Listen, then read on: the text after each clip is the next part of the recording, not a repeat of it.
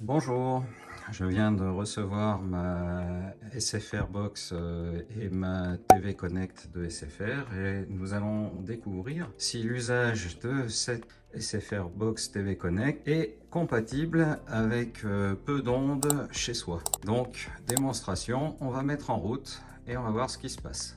C'est parti, la box démarre.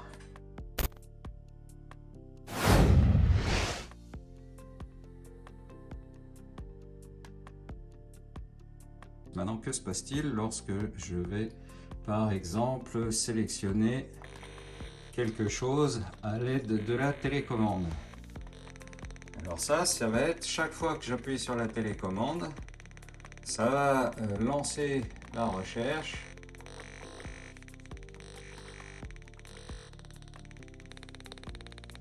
On a 2 volts liés à la télécommande et 1 volt lié à la box lorsque je recule la télécommande. Donc ça veut dire que la box émet, semble-t-il, en tout cas longtemps après que j'ai lâché la télécommande. Je vais la poser sur le côté, comme ça je ne la touche plus. Donc est-ce que ça vient de la box télé? Ben oui, quand on est contre la box télé, on voit quand même qu'on est à plus de 7 volts 5 à proximité.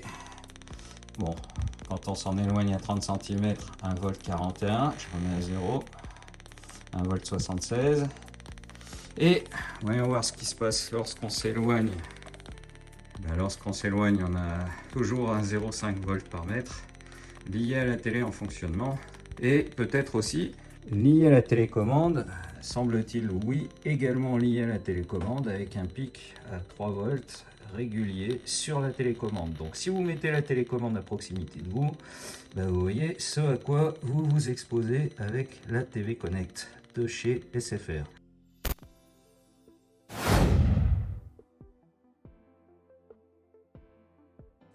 Alors la solution, ça va être d'utiliser en lieu et place de la box TV Connect de chez SFR, une box télé qui va être sans ondes, sans Wi-Fi et qui va utiliser une télécommande infrarouge qui n'aura pas les inconvénients de la télécommande Bluetooth. Pour brancher la X96 Max, les branchements sont très simples.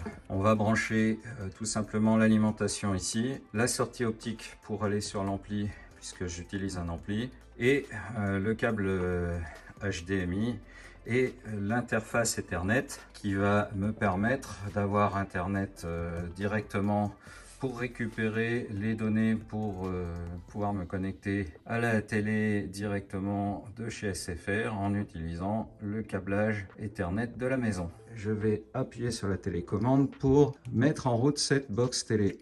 Là, on voit que ça a démarré, le mode boot.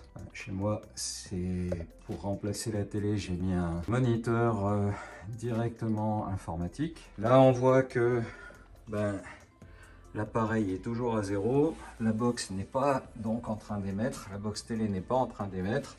Et on voit qu'on a pu installer l'application SFR TV qui va nous permettre de regarder la télé de chez SFR sans avoir besoin d'utiliser la box TV Connect d'origine. Donc pour ça, il a fallu télécharger l'APK et on a pu l'installer directement pour l'utiliser.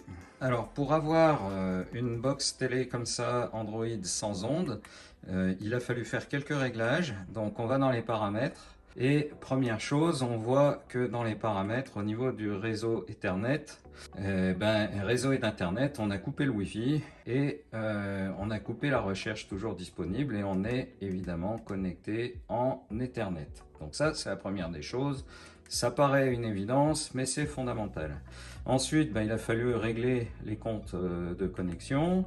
Donc là, j'ai un compte pour Google et un compte pour la télé. Et puis, il a fallu aller sélectionner dans les télécommandes et accessoires. Je viens d'activer le Bluetooth, c'est une erreur. Donc, on va maintenant aller dans les préférences relatives à l'appareil et on va aller désactiver le Bluetooth. Et dès lors que le Bluetooth est désactivé, ben, on n'a plus de soucis. On utilise la télécommande qui est livrée avec l'appareil et qui est infrarouge. Et dans ce cas-là, ben, on se retrouve avec une machine qui ne rayonne pas. On est quand même monté à des sacrées valeurs. Alors là, je les ai en microwatts par mètre carré, je vais les rafficher en volts par mètre. 1 volt 39, uniquement lié au Bluetooth quand il s'est activé. Je remets à 0 et là on voit que la box elle est allumée, mais qu'il n'y a pas de pollution autour.